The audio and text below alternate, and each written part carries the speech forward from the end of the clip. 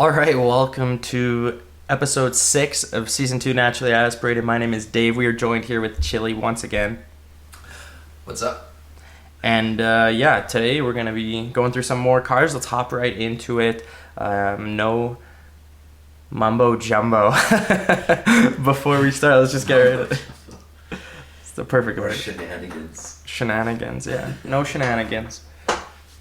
The Ferrari 296 GTB launched the day after our last episode, so we'll hop right into that first. Chili, initial thoughts. Whoops. I accidentally clicked on the concept part of the video. I really like it, actually. It looks, I don't know, undeniably Ferrari, as Dave would say.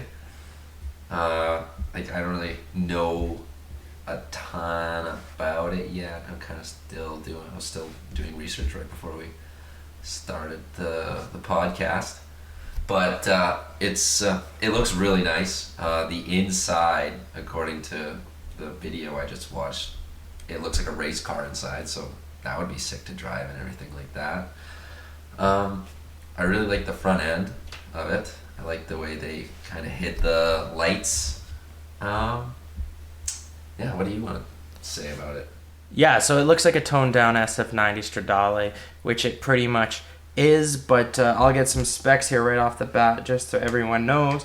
It is a V6 hybrid, Ferrari's first V6 hybrid, so 819 horsepower. Wow.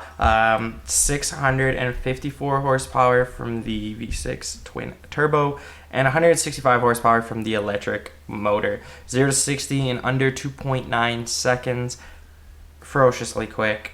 And I put, once again, V6 hybrid in my notes just to reiterate that it is a V6 hybrid by the men and women at Maranello. Ferrari. It looks like an SF90, like I said, toned down a little smoother, a little more attainable, as it is supposed to be a more attainable car than the SF90. And one thing we were just talking about is price-wise, where is this going to fit in? Where is this going to fit into the Ferrari lineup? Being a toned down, smaller, the V6 version of the SF90, like, the SF90 is only, $600,000? Like, this is... Yeah, so it's got to be less than that. It's going to be less than that, and it's 819 horsepower. So,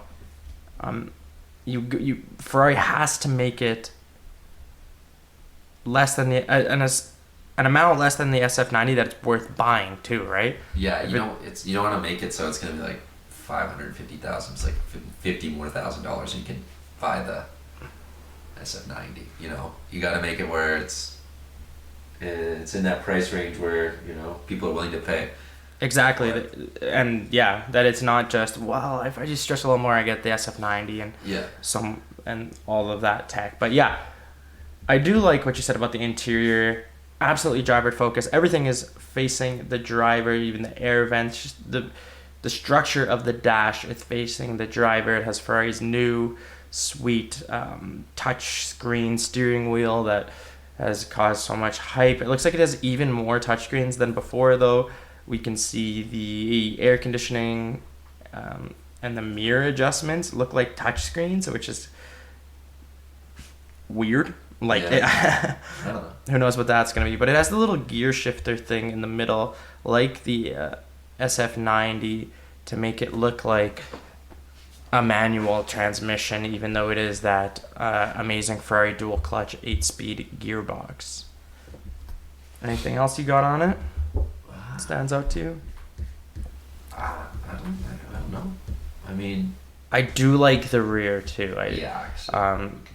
The rear, sleek once again, like the SF90. It's got that little tail wing thing, and it does have active aero, which is quite amazing at a car that I'm assuming this is going to be priced at, something that competitors don't really have. A similar active aero to actually LaFerrari style, where the rear wing comes up, just kind of slides out and up towards the rear. And yeah, I love the placement of the exhaust being right in the middle of the car. Like that is so aggressive. and just a powerful stance and positioning there. Something else, Ferrari's kind of doing the 2-section rear ends, where the front or the top with the lights and the logo, and then the bottom bumper with the diffuser is like something else, and it works really well on this car, I think. What do you think of the rear? I really like it. It makes it look like it's gonna go as fast as it can possibly go. Yeah. You know, like you're not gonna see it very long if you're behind the car type of deal. Yeah. I what you're talking about with the I can't think of the word anymore.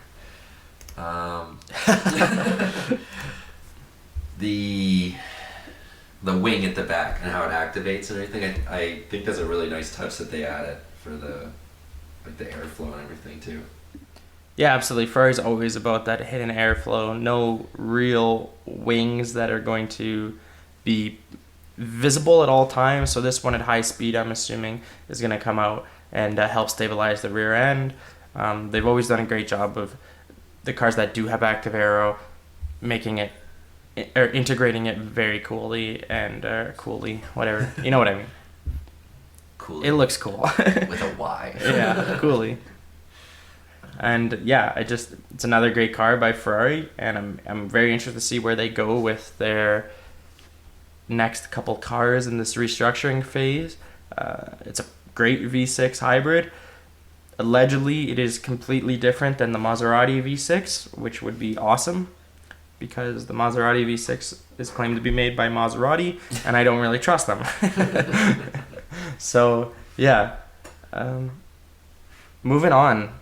Unless you have anything else to say? No, you covered it all. All right, perfect. Moving on. Next car came out kind of recently at Goodwood Festival Speed, I believe, is the Lotus Emira. And this is Lotus's last gasoline-powered car. Initial thoughts on this little guy? Well, you did say it. It's little. I don't know. Yeah. It looks sleek. It looks, kind of like a lot of that range of cars look like. Mm-hmm. The back end, for me, I don't really like the exhaust look on it, because like everything else is kind of curvy and boxy, and they're just like 2 round exhaust pipes on it coming out. If they would have integrated a bit more, I think it'd look a little bit better. Yeah, it is very Lotus. It's kind of their styling to the top here to say goodbye to electric cars. The front reminds me of the electric hypercar they're making. I can't think of the name right now, but it does look relatively similar to that. It looks very small, like we said, but it's a Lotus. They're always going to be little light things, right? And I think it's a cool sports car. It's probably the first Lotus that I'd ever consider purchasing, and the question is, would I take it over something like a Maserati MC20? Absolutely not, is the thing though. Yeah. A couple of specs here. So power output is anywhere from or between 360 and 400 horsepower, depending on which engine you get. So there's 2 engines, I believe. So there's a new 2.0 liter turbocharged inline 4 that is made alongside AMG, and there's also the AMG. No, that's. I can't remember now, but I can't remember. Oh God, sorry guys, I just blanked my mind completely here on the engines. Full disclosure, we were out drinking last night. There is also a 3.5 liter supercharged V6 and the world's most powerful 4-cylinder, according to them. So the V6, I'm assuming, will have the 400 horsepower, and the inline 4 has the 360 horsepower. Yeah. 0 to 100 kilometers an hour in less than 4.5 seconds. So not overly great, but still fast, still sports car range, absolutely. And top speed of 290 kilometers an hour. Anything else you want to say on this little guy? Again, little guy. That's what it is. Yeah, I mean, I do love the side profile, I have to say. It does look very cool from the side. The front end's pretty cool looking too, actually. Yeah, it is. It's got that, like the front hood on it. Looks pretty cool to me. I like that little gap that they have right beside the headlight. Yeah, the arrow inlets there, they look definitely cool. They add something to it. Yeah. But I mean, it doesn't pop, I guess. No, it's fairly simple, but it has a more mainland Europe vibe to it than previous Lotus, which the British styling isn't always the best.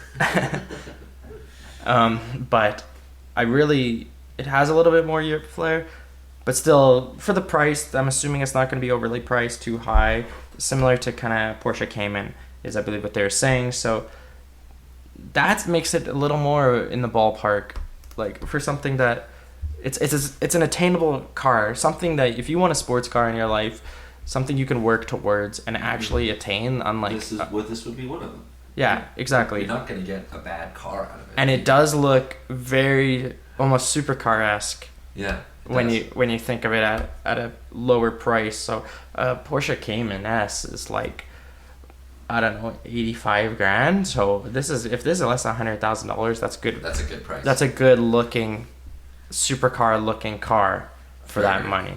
It's still gonna turn heads. Like it doesn't pop compared to say a Ferrari, Lamborghini, something like that. But if you were to see this on the road, it would. Yes, but to anyone who doesn't know, anyone would look at it, anyone who doesn't know about cars or about what it is going to be very impressed. Yeah. Now to another car that is, you could say, very impressive to many people is the Aston Martin Valhalla. Named a Viking. Named after Viking heaven. It's got to be top notch. So I'll just go with the specs here right off the bat. So updated car, first off, the outside looks so much better. It looked like a bug before. I think we've talked about it previously. Yeah. And I just didn't like it. It looked like a bug. They have sharpened it up a little, made it a little more aggressive. Side profile definitely good. Front still lacking a little bit in my taste. I agree there. It's just missing that something. Yeah. The rear looks good. The rear looks really nice. Very good. Don't know how legal this is in North America at all. Like that actually might be an issue for sure. Just the difference in legislation there on how cars can be assembled and stuff. But so Valhalla is now featuring all-wheel drive powertrain that boosts 937 horsepower. Awesome. It is the engine from the AMG GT Black Series, I believe, is what I heard. So it's gasoline and battery, obviously, because the GT Black Series, you're only getting 700 some horsepower out of it. It is 740 in the Valhalla, where it was 720 in the GT Black Series. So this crossover between AMG and Aston Martin. It's saying running in EV only, it will be capable of a maximum of 80 miles per hour. That's pretty fast and awesome. Yeah. And it won't it'll have zero emission. And it's got 15 kilometer range. So it revs up to 7,200 RPM, and that's a decent amount. It's not a ton, but obviously twin turbo V8, that's about all you're gonna get. Can I just say something? I really like the 2 cup holders they have at the back. The exhaust pipes, they do look like cup holders. Jeez. That was like the first thing I noticed when we were looking at the back end. But it might be spitting flames out of there. That would be sick. Really cool at night. Just trying to find something. Yeah. Supplement. Apologies for the typing sounds. So, top speed of 330 kilometers an hour. Yeah. Now, price on this. That's the question. Yes. In Canada especially, we are looking at a price of nearly $1.3 million. Ferrari has a car that we previously talked about called the SF90 Stradale. And it has more horsepower. Yeah. Or relatively similar. Slightly more. Just a little bit, right? Its MSRP in Canada, $600,000. Nearly half the price. Literally, half the price. Yeah. Holy crap. 986 horsepower in the SF90. So there you go. 937 horsepower in Valhalla. Yes, the Valhalla looks like a spaceship, but I mean, come on. It's performance numbers. 2.5 seconds, Valhalla. What's the 0 to 60 of the SF90 or 0 to 100? 2.5. Yeah. Faster. I've seen a lot of this online. A lot of people in the car community are definitely concerned that with the price, and they're probably still going to lose money on it. Aston Martin has been working on Valhalla, Valkyrie, and Vanquish, I believe is the other one, for years. They've been coming out for years now, and at least they've finally given us a year on this, I believe. They said something like, I don't know, 2023 or something, 2024, but it's a car that they've just been focusing on for so long, and as an owner, I would just be concerned about it. It's like Aston Martin, they're still struggling financially massively. Can they get this car out to be out to a performance level, a comfort level, a car? Can the car embody the price of this car, the price tag? Because that's an amazingly high price tag. Yeah. Obviously, you can spec up an SF90 to probably $850,000, but the starting price, $1.3 million of a Valhalla versus $600,000. Aston Martin wants to be the new. They say they want to go on and challenge Ferrari head to head. Good luck. Good luck. If you're trying to be a competitor, your prices have to be comparable. These cars are direct competitors spec wise. Like performance wise, they are very close. Half the price. I'm just gonna say that again. Half the price. That is not. That's a huge difference. You could own two cars, or you can own one. Exactly, and that's just one for you and your partner. Just right there. Something that just doesn't make sense to me. I don't know. But the Valhalla, it does have two cup holders. So. Right Oh my god.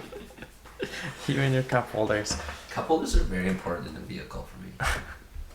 Now, another little piece of exciting news I saw on the interweb recently regarding Lamborghini have confirmed the Aventador replacement will have a V12. Now, that is awesome, because that's just what Lamborghini is. They're V12s and V10s. They have the V12 car, the V10 car. Well, I was going to say nothing else, but now they also have Urus. But that's like signature Lamborghini, and I'm excited to see it. It will most definitely be some sort of hybrid, because that's the only way you can make it really work.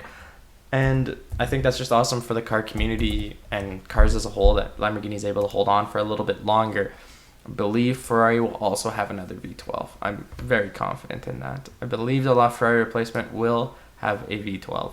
So I can't imagine what that thing is going to be. If the SF90 is $600,000 with 987 horsepower, whatever it is, what is the $1 million Ferrari going to be? Ferrari is on their way up. It's going to be super exciting. And yeah, any last words on Valhalla while we're here besides the cup holders? The headlights just look like bug eyes. I don't like the front lip. I don't know what it looks. It looks like it looks like a water bug trying to. It looks like a water bug going. Yeah, it does. That's I don't know how else to explain that front end. That is exactly it. It looks like a water bug, and I like the rear quite a bit. I think the rear looks really good. I do too. It looks really nice, but the front end just doesn't match the back. No, it just absolutely ruins it. Like the back is so big and bulky, and then the front is just like this tiny little thing with like a weird. It looks like a mouth. Yeah, they're trying to keep the Aston Martin signature grille, but it's really almost ruining the car completely for me. Yeah. So, yeah. That's all I got. That's all I got too.